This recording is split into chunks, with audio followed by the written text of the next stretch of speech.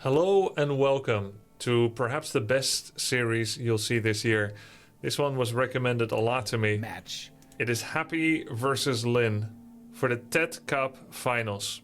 Best of 7 between the two best players in the world, Lin and Happy. Let's check it out. Time for their race. So who are Lin and who are Happy? Well, Lin is the best orc in the world right now, and Happy is the best undead in the world right now. For Warcraft 3, the competitive RTS game that we all still love and enjoy. And they had a best of 7 that's been recommended by so many people. Now, I just came back from Portugal, so I wasn't able to look at it yet, but I'm looking at it now. This series builds on a slew of new strategy changes by Lin and Happy's adaptations against it. It also builds upon the most recent patch that's only a few weeks or months old that has enabled some of these changes in playstyle. This patch came kind of out of nowhere.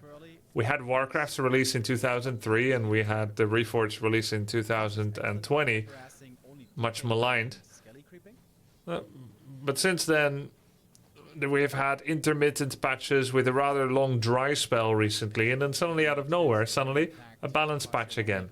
A series of patches on the patch test region in the last few months, and finally it went live. So Lin has been making use of that. So let's start casting this game.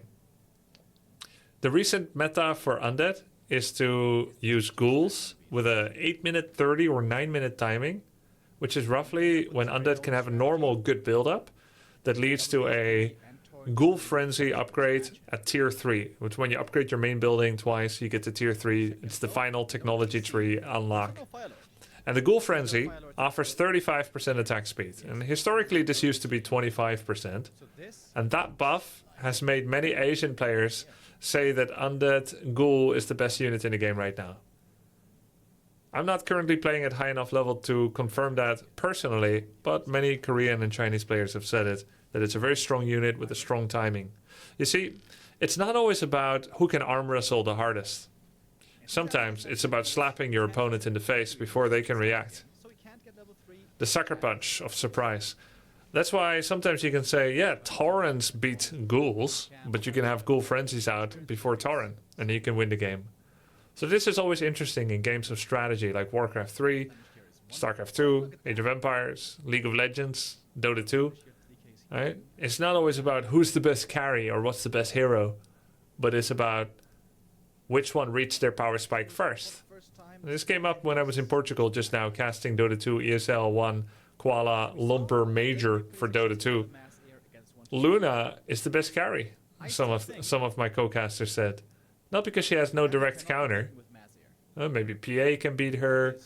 Maybe Morphling can beat her one-on-one. But it's when they reach their power spike timing, a critical mass of net worth that she generates the quickest. That's what she can reach before others can, and it can change the pace of the game. It's the same with Ghoul Frenzy. They're not the best unit. Frostworm is a lot better, but it's when you can get it. So what has Lin been doing against this? Recently, he had been going Farseer Firelord with a double Bestiary Tauren Totem opening to quickly establish map control with a single Wind Rider, a Raider, and Snare upgrade, and then a bunch of Bat Riders and Spirit Walkers. A bizarre strategy that I had never before seen in competitive Warcraft 3 play. And he would use those to kill the Tomb of Relics. He would kill the Slaughterhouse if he can. He would kill any statue that do make it through. And in doing so, he would prevent as many destroyers as possible, which would increase the value of walkers. Walkers are some of the strongest counters to ghouls, but they become obsolete, like a wooden shield and a stone hammer against gunpowder. They become obsolete because of destroyers. But if you make sure that the opponent has no hand to fire their gun with, by impaling it with a knife, or smashing it with the stone hammer, hey, maybe you'll win the fight. Love that Starship Trooper scene. So Lin has gone for a kind of Focus-like strategy. Focus is his countrymate, the second best Korean orc player over the most of history of Warcraft 3. Not talking about like the OGs like Zikard and Dayfly, who are sorely missed. Not that they're dead, but they're not playing anymore. It was fun to watch them play. But Focus often does this Farseer Shadow thing with tier 3 and Wind Riders and whatnot. It's very low level. He just kind of tried to waste Happy's time, engaging a little bit with Feral Spirit and Hex. And he's gone for 4 Wyverns and Showed. Now, I don't think this build works. Anytime I've tried this in recent memory, I've lost to a variety of strategies. It could be Gargoyles, it could be Destroyers, it could be Ghouls, it could be Fiends. I feel like it pretty much loses to everything. And Focus is usually the advocate, the repeater of the most standard solid strategy, which is why I found it so bemusing that he's been going for Wind Riders. I see them getting I see a future of pain for Wind Riders. They are a 4-foot, 265 gold unit that has only 500 health, 500 plus, maybe 575, with light armor, very nukable by Coil Nova, which are spells that the undead heroes cast. Acid Bomb drops their 0 base armor to even less, and they'll take a lot of damage.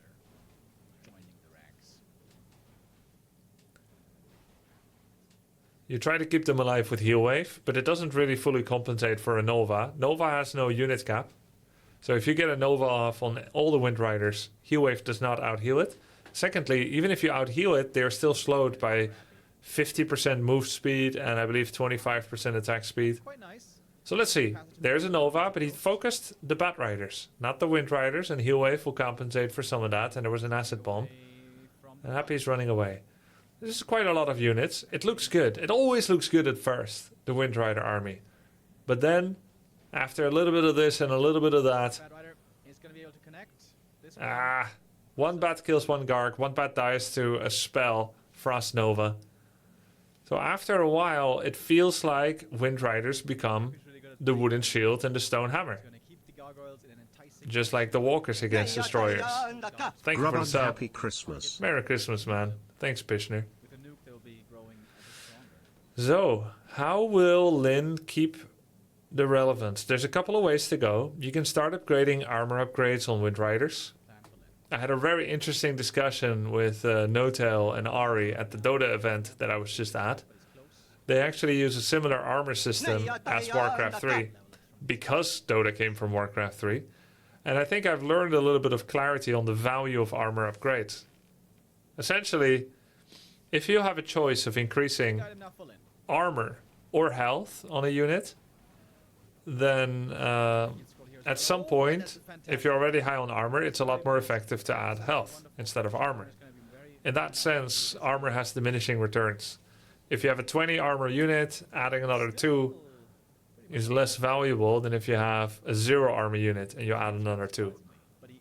Although there is an exception. If you have no choice to increase the health of a unit, like in a Wind Rider, which is different than Dota, then armor actually does not have diminishing returns. If you add 100 effective health with 2 points of armor, then the next 2 points of armor will also be 100 extra health. That's how it works in Warcraft 3. And although heroes can buy Periapto Fatality, units cannot. So the only way to add survivability is to heal them after they take damage or to add armor. So that's one way you could go. But instead Lyn has opted for the attack upgrade. And he's got a lot of bats, seeing that Happy is countering with air, Gargs and Destroyers. And he's playing in a way that I played in 2004. I think he has to give TP to Shadow. And he's got to walk back as far as here. And I don't think he got a lot done here. He lost one bat, he killed a ghoul, he denied some income. So how did I used to play this build? I have a funny story to share about this actually. I played against Mad Frog, one of the most legendary early Swedish Warcraft 3 players, undead player. And I had this best of 5 against him, and my teammate, Zeus, was going to come in and support me live. It was pretty early, and he couldn't wake up. He was going to help me with strats, maybe, or moral support. He wasn't there, and I actually felt kind of abandoned. I was pretty young, and, you know, I was counting on his support, but he didn't wake up in time. I ended up losing 0-2, and then he woke up, and I told Zeus, I said, where were you, this and that. He's like, what's going on? Are you winning? I'm like, no, I'm 0-2. He's like, what are you doing? What is he doing? This. He's like, just go Farseer Shadow, Moss Air, and lame him with mass towers and liquid fire and TP and so on. Play Grubby style, play hit and run. And I don't really play this build. I think I was playing like Grunt Raider maybe. Grunt Raider, tier 2 expansion, something like that. Zeus the League player? No, a different guy. Croatian player. Ivica Markovic from Croatia. And then I played that build 3 times in a row, and I won 3 times in a row. And I think the way it started was just like 2 towers in your base, a couple of Wind Riders, bats, Farseer Shadow as well, and constantly going for their gold mine, and then scrolling or TPing out. Now notice what Happy's doing. He's got 2 armor upgrades. Armor upgrades will make destroyers survive against 2 bat riders. So you need 3, and that suddenly makes it cast inefficient for Orc. They'll get the XP, they'll get the kill, but they lose 3 units, which means they lose more gold. Regards from Croatia Smile. Bok. That was a big mistake by Happy. That's all I know. A Bok and then a whole bunch of curse words. Thank you, Zeus. Lin playing a very lame game. Lin playing a very lame game. Yes, indeed. Yes, indeed. Can't beat Happy in a fight. So he's doing it. He's doing my 2004 build that Zeus recommended me. He got a couple of kills there on Gargoyles with his bats. Gargs still die even with 2 armor upgrades. Though I think Gargs with 3 armor upgrades and Frost armor might survive. Or 3 armor upgrades and a protection scroll. Let's see if Happy is going there. Yeah, he is actually. He's getting it right now. Advanced Creature Carapace. 0-3 armor. And Lin has Liquid Fire, Venom Spears, Spiked Barricades, 2 ranged attack upgrades, and a bunch of towers. Now, if Happy can shut down Expo attempts multiple times, you sometimes get to this point as an Orc where you're constantly trying to expand again, and again, because there's a tower going on here, but he's making another tower over there on the other expansion. You can get to this point where at the 20 to 22 minute mark, main bases start to run out. You have no more gold, and then suddenly you keep thinking, I've got a lot of time, I still have a lot of time left, I still have a lot... Nope. There's no more time left. You can't expand anymore. And then Undead ends up doing the Undead nomadic thing, where they can just unsummon and take their expansion, and then you never got yours. So is Lin buying enough time to get his towers up? And how many towers is enough against Happy's army? Now this was a speed scroll trade against a TP. TP is 325 gold these days. It got buffed. The cost, it used to be 350, so it's a little cheaper. And speed scroll got nerfed. It used to be 50, now it's 70. But that's still an advantage of 240 gold for Lin every time that happens. And now he killed the Ziggurat. That's a 400 advantage now. That's 150 gold. But of course, Happy did kill a few peons, and he killed some towers top right, so that's gold for him again. And in the end, that's what it comes down to.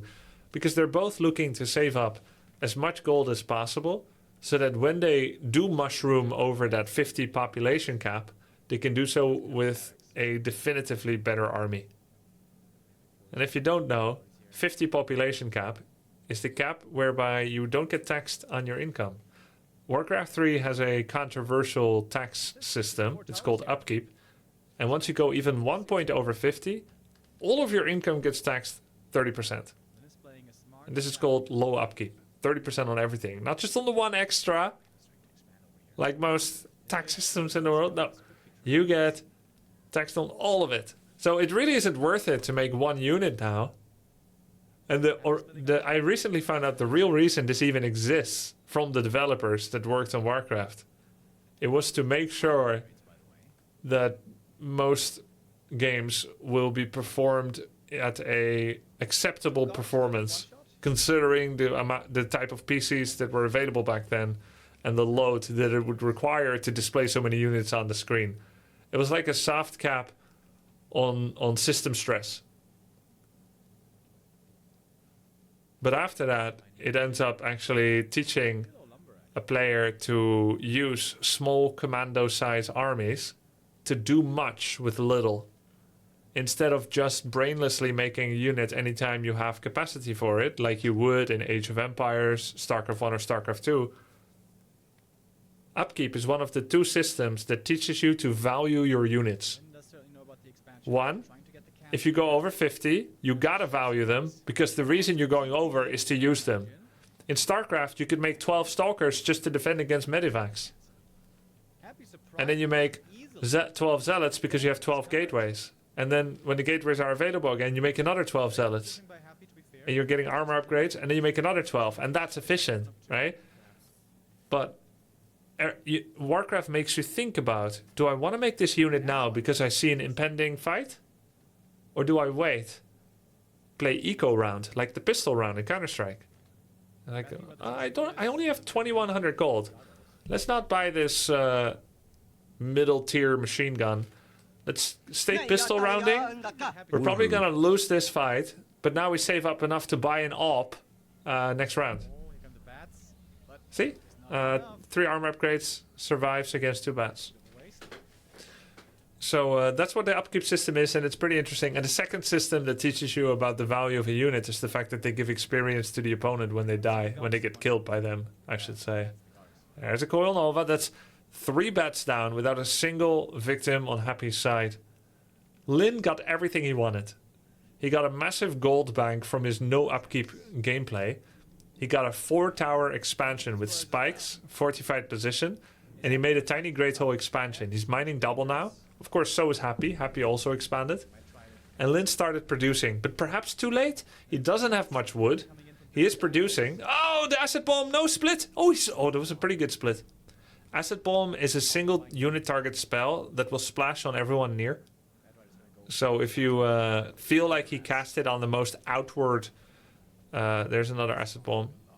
If you cast it on the most outward unit and you can feel which one it was, you can try to separate it from the pack. This is very bad grouping of units. He's taking every single Acid Bomb and Nova to the face with the entire group. Now he did send off 2 Bat Riders to kill the gold mine. Liquid Fire used to completely remove the ability to repair that building. But these days it got nerfed a bit, I think justifiably so, about a year ago, where it just reduces repair speed by 80%. So you can repair it a bit, but not that much.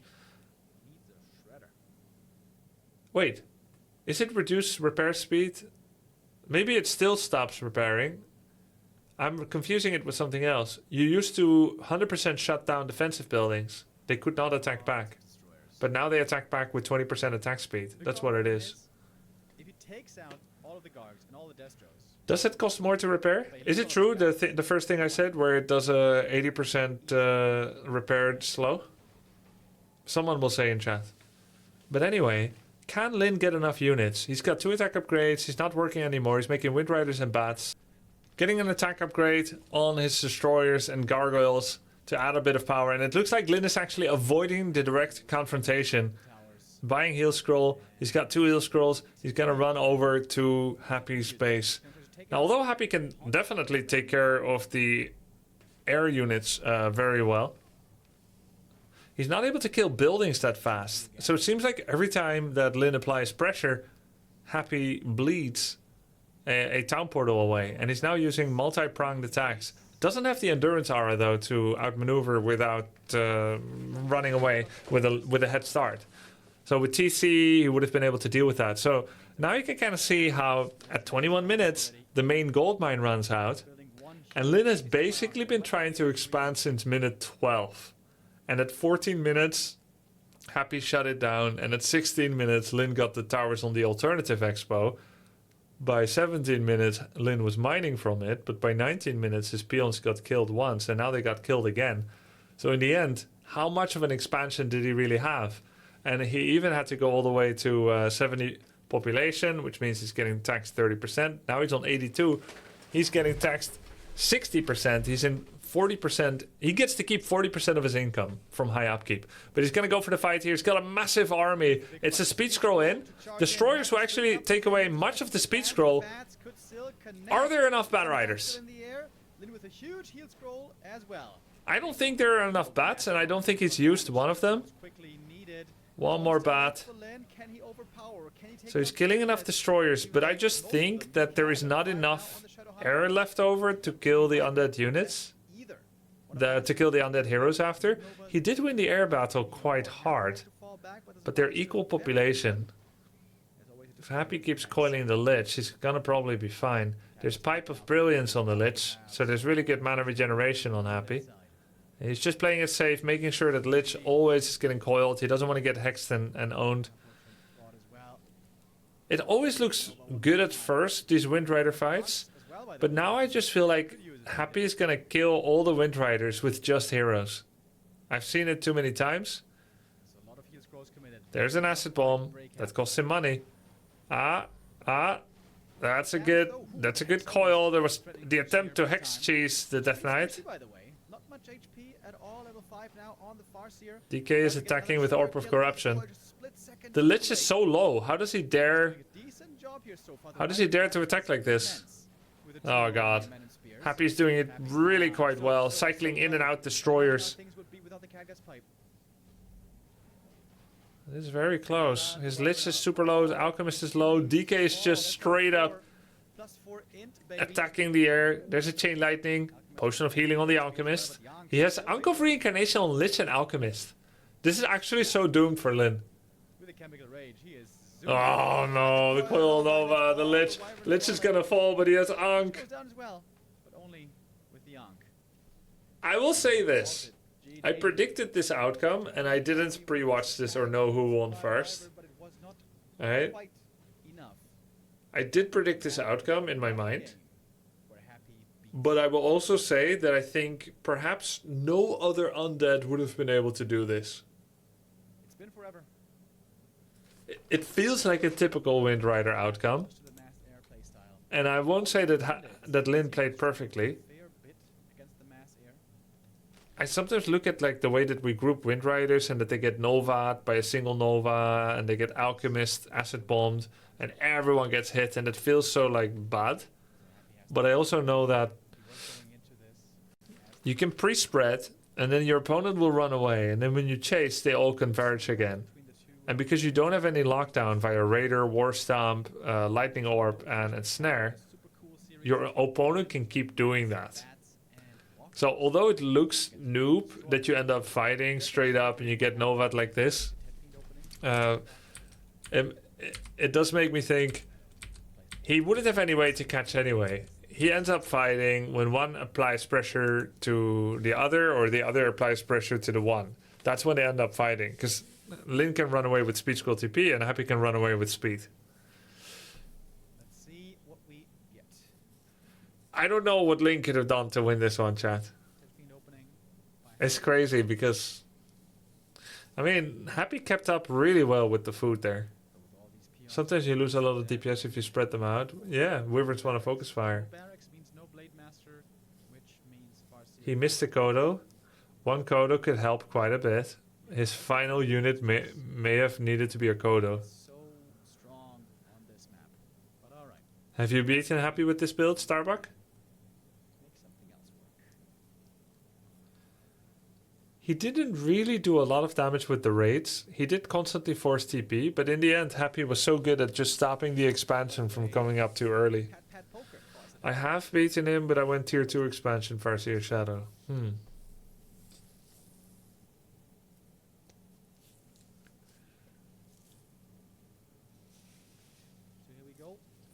Probably not, P-Dog. Theory question. I've heard many times that undead are extremely reliant on unholy aura. How come endurance isn't as mandatory? Oh, undead don't have regeneration off creep, off blight. So without unholy aura, statues gain 0 HP the entire game. First of all, mechanicals never have regen. So statues and meat wagons, demolishers, siege engines, flying machine, glaive thrower. They all have 0 natural regen. And Unholy actually works on the unliving, which is kind of weird. So it actually helps a lot with statues. And secondly, ghouls, fiends, A-bombs, necromancers, banshees, skeletons, etc. All of them have 0 healing off blight. But they have like 8 times as fast healing on blight as other races normally are. 4 or 8 times as much. But you can't just stay on blight and win the game. You can't buy blight to go have blight everywhere. So Unholy Aura helps with that. Even if Unholy Aura has 1 HP every 4 seconds, that's still in a 20-minute game. That's a lot of HP on a lot of different units. Yeah, it's 0. Heroes have less healing off Blight, but units have 0. Whoa, what the? What is this? It's a Firelord all in with Mass Headhunters. I think with Headhunters, we have a much better chance against. But he's gonna see it. He's gonna see it. Acolyte is scouting Lin's base right now. I can make a very confident guess that I would lose against orcs to do this as undead. I think headhunters are pretty good against ghouls early. But it's all about leveraging Halls of the Dead slow, the Nerubian Tower slow, and constantly underusing units against them and trying to get a couple of skeleton hits, some hero hits, and then you coil one, and then you Nova the next. You get a couple of headhunters, and they can't really finish the game because they don't want to die for your Nerubian and Black Citadel. And then suddenly you use units. I think that's the key. But I'm very curious to see how Happy is going to deal with this. Because this is a tier 2 all-in. Now, how do you know that 2 racks is a tier 2 all-in? I guess I don't 100% know. But tier 2 buildings cost a lot of lumber and not much gold. And then they use units and upgrades that cost lumber and also cost gold. So generally, if you are going to go tier 3 or you're going to go for an expansion, tier 2 buildings match up well with that. Why? Because expansions cost a lot of gold and a medium amount of lumber. But barrackses, they cost a lot of gold. And the units that you make out of it cost a lot of gold, but very little lumber.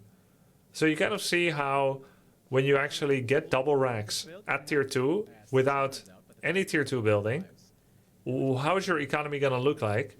You'll have very little gold. Oh god, the Farseer almost stole it. That was so close. So you see, if you go double racks, you'll have very little gold, but you have lots of lumber. And you can't spend the lumber because you keep spending all the gold from double racks. Double racks will empty your gold income. What? What? He did go tier 3, but the only way that he could do that is by stop making units. Then why the double racks? Why not 1? He has 4 headhunters quicker now than he otherwise would. But he had such a large production stopgap that he would have made up for the fewer headhunters by continuing to use the racks that he did have. He went for a Farseer fast deck. That gets you 2 headhunters with your shadow. And because he has 2 racks, he has 4. So I've never seen this build. This is wild. He has no lounge yet. Yes, I know. I've never seen this build yet. Not once.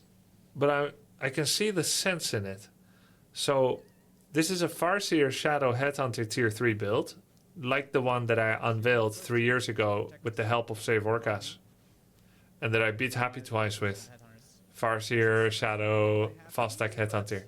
It's similar to that. There's been many variants. Almost as many as COVID. But I've never seen this variant. This is a new strain of Headhunter play. And so what does it give you? It gives you the ability to creep your shadow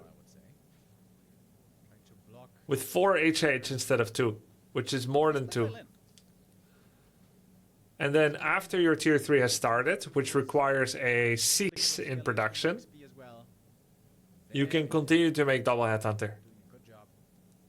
And if you're not going to want to make anything else anyway, then, well, there you go. Got a lot of Headhunters.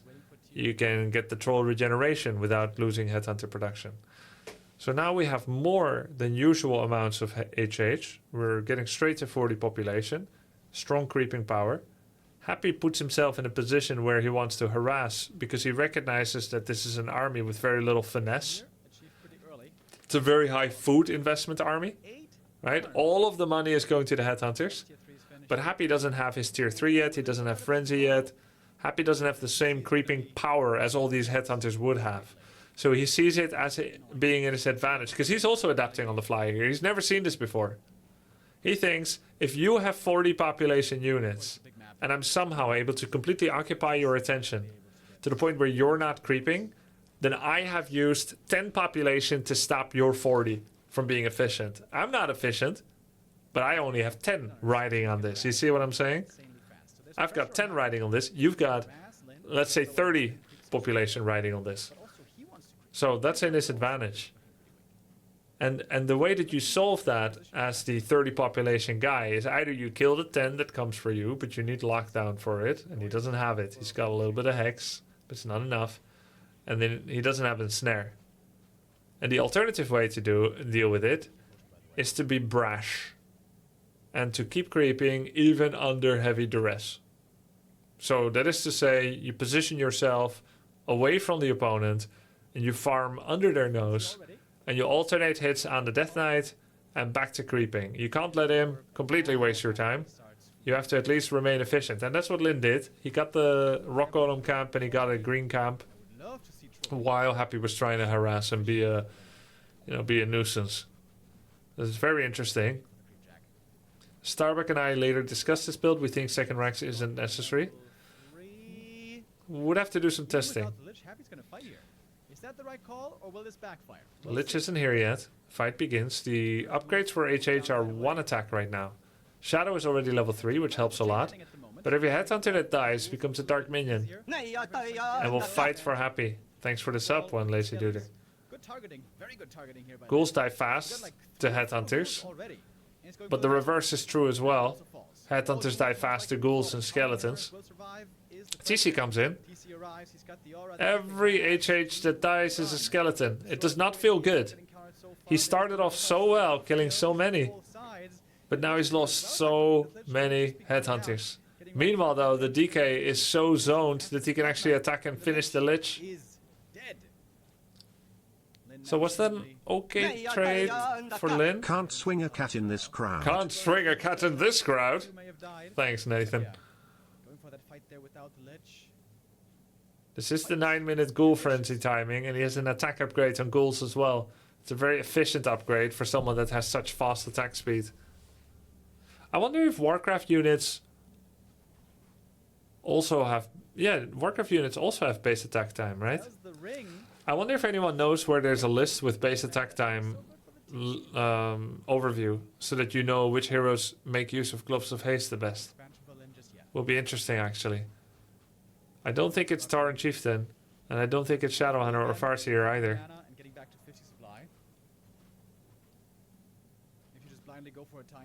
Troll regen, fortified. I think it's too risky for Lin to go for a tiny, and in fact, the fact that he has tiny Great Hole shows that he's not going to go for a tiny Great Hole. You never spend money on 375 gold Orb of Lightning if you also intend to go for a tiny Great Hole. In fact, if you were very experienced and knowledgeable about the game and you're undead and you see this orb at this time, you would know he's not going to expand. You would know he's making a fighting army. And Dakota is here with the War Drums. He's got the War Drums upgrade as well. That's a 20 damage amp, 20% damage amp. And there was an Orb of Lightning proc. He literally gets a ghoul thanks to the Orb of Lightning proc. Waiting for the proc. The procs are far too rare on heroes in my experience. I don't like this Ted Fiend though. I said it at the start of the game. I'm not a big fan of this Ted Fiend opening. Ted Fiend opening? It wasn't Ted Fiend opening, was it? Most of the time. Someone listed all basic attack times from edited data. Just Google it, Reddit. Characters DPS. If you want to link it, I can look at it after. Thanks. Yeah, base attack rate is not based off of agility, Lie Guy. There's a hidden base attack stat upon which agility, like gloves, is multiplied on top of. All right. Oh! Very hurt though. Oh my god, that was actually a really clean assassination by Happy. It was so clean, but he clicked TP just in time. Thank you, Lutux. I guess that's not the best exchange, but it's all right. Oh yeah, there's the list. Oh, this is the weighted DPS. Not even close. So close. It will be game over if Farseer dies there.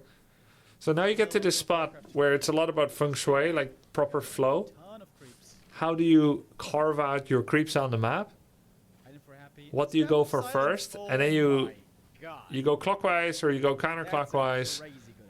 What's your next camp? What's your next camp? What's your next camp? how do you manipulate the map? So Lin, he had the TP, so he goes for his laboratory. He will then have to go for his natural expansion next. Then he'll either pick up the green camp or he'll ignore it.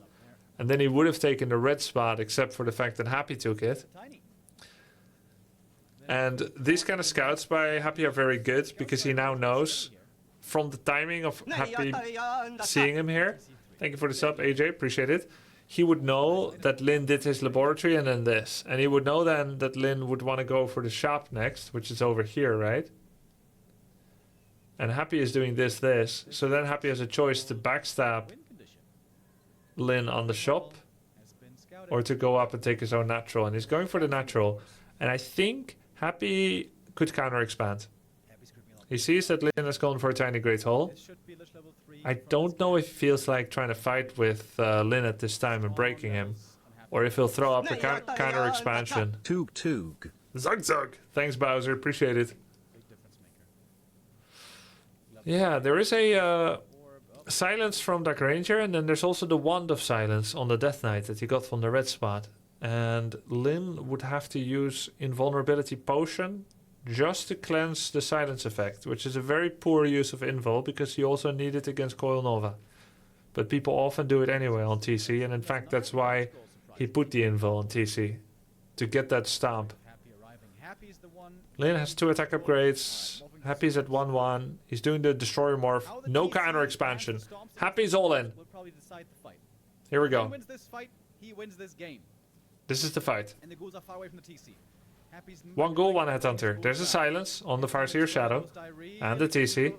A lot of headhunters are dying. He killed the Destroyer. Against the Tauren Chieftain. Headhunters are kind of free firing. It's not very effective. The 2 statues are still alive. There's a Devour Magic on the wolves. This looks very bad for Lin. I don't see him getting any possible way of getting a good outcome. He's killing ghouls, yes, but he will lose every single Zerker. My second FF streamer after Gore ploved Lisbon content. Thank you, Janardan. Cheers. Lin has 46 pop. He is producing headhunters behind this. His heroes are still alive. Every next new headhunter is a major threat against destroyers. The ironic thing is, it's very worth killing skeletons because of how much damage skeletons do. But those skeletons were your own fallen brethren. Every time you kill a bunch of skeletons to reduce DPS against you, you'll lose another Zerker and there's another skeleton. There's a greater heal pot on the Farseer. All this time, Lin is mining double income and Happy is not. But who has the better heroes? Which heroes are more capable of killing the other guy's heroes? Actually, if this goes on long enough, Lin may just have enough again. The mana isn't the highest anymore on Happy. Am I the only one that always finds it weird, as I just rewind, that Happy goes for these Frost Novas, not here on all the units, but on a single unit? With Nova having this AoE component, it always feels as bad to Frost Nova a single unit as it would be to Chain Lightning a single unit. But it's so common for Happy to Nova a single unit. He doesn't use it with the AoE component in mind.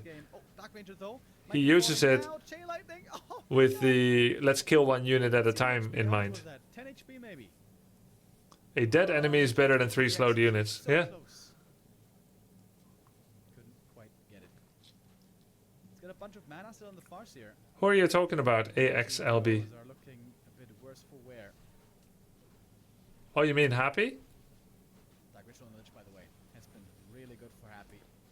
Smartly realizing he doesn't need Isn't it better to kill just one with Nova? Yeah. That's what Happy is saying, Lutux. That's why he's using it that way. looking for a snack against the Berserkers.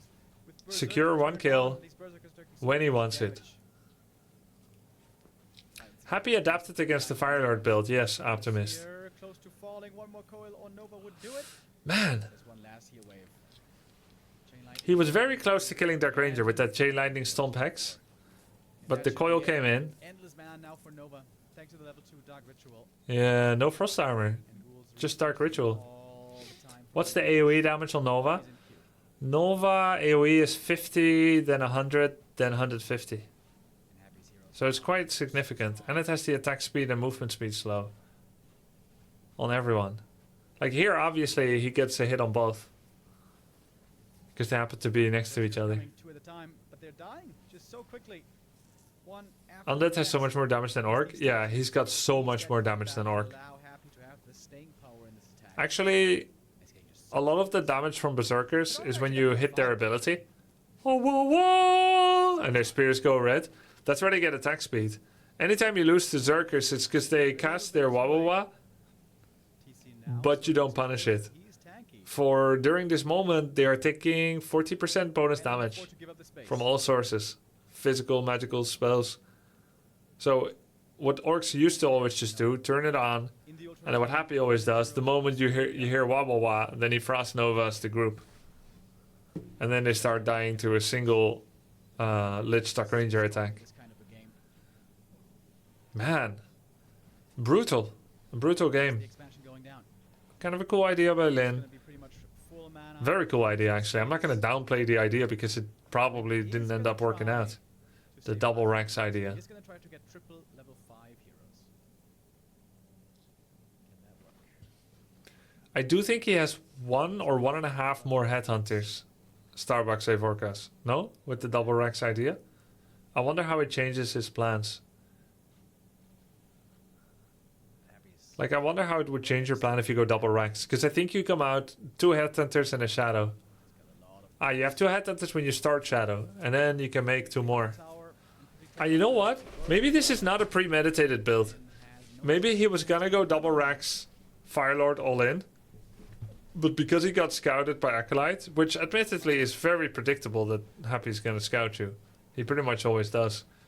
Maybe that's why he went for a curveball. Decided to go tier 3 instead. Happy looking poised here to take the 2-0. You could reach 4 headhunters into tier 3 without getting second ranks. Unless the orc has some kind of another huge Death Knight does not fall off late game, no, Jimmy Morio. I mean, if you asked an undead which 3 heroes do you want in a FFA, when you have level 10, 10, 10, you would still go Death Knight first. That's how you know it doesn't fall off. Because you need the level 3 coil and aura. You definitely don't need level 3 Death Pact and Animate Dead. But the aura and the coil, need it. Coil level 3 is more than a greater healing potion. On a, what, 6, 7 second cooldown? You can have 4 or even 5 headhunters when Shadow's out, up to you. It's the tier 3 timing that you aim for. Lin even delayed his shop to have earlier tier 3.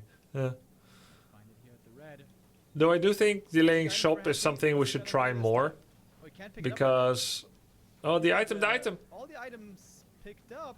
It's a second staff of silence. Oh my god. Oh god, triple silence! Holy Double crap, man. Staff of silence. I do think delaying shop is a sensible thing. In theory, Farseer Shadow He's got 3 might not need silence. an early shop. And it's not like... That might be It kind of better than reminds me of how I'm overbuying consumables in Dota 2. When I'm playing support Shadow Shaman, which actually is the same template hero as Shadow Hunter. And If you're like level 1 or 2 Shadow Shaman in Dota, and you end up buying all these consumables over and over, just so that you can spam spells on the opponent and then heal up, what are you really doing? 5 and Farseer 5. Are you not spending lots of premium gold on feeding these weak spells, these weak level 1 spells? Keep up with the undead. Is it not the same problem that I have in Dota 2? I often do that. Thanks for the gift sub. Appreciate it, Litux. Her level 3 Black Arrow is also insane. I think I make that I make the mistake in Dota, and I think Lanes have expired. in a way sometimes, especially if you have a passive creeping strategy. Let's say if you stay on your own side of the map with that Farseer Shadow and the Headhunters, Got it as well. which I would have to say is the plan if you go double racks. Extremely close. If you stay on your own side of the map, then you might as Next well, battle is gonna be unless things go poorly and you lost a lot of health on your Farseer, get other timings first. Well, the shop is like an insurance policy. If something goes wrong, you've got it. Delaying it could just ruin a game. Where's my dog? He's right here. Finally reunited again. He needs to stay close to the ghouls. TC Silence. Yeah, needs that to was good. invul to get the good Invul stomp. breaks the silence, hit all the ghouls. That's a good heal wave. Fight maybe for Lin. Headhunters turned on their damage DK amp. as well. He's just gonna go for the DK. Talk about the silence, there's so much DK has no invul, of the orb of lightning. Purge but on there's so first much time. silence that TC level 5. he can't war stomp anymore. Very good against heroes, but the skellies. Shadow and TC Razor cannot Guard cast minions. spells.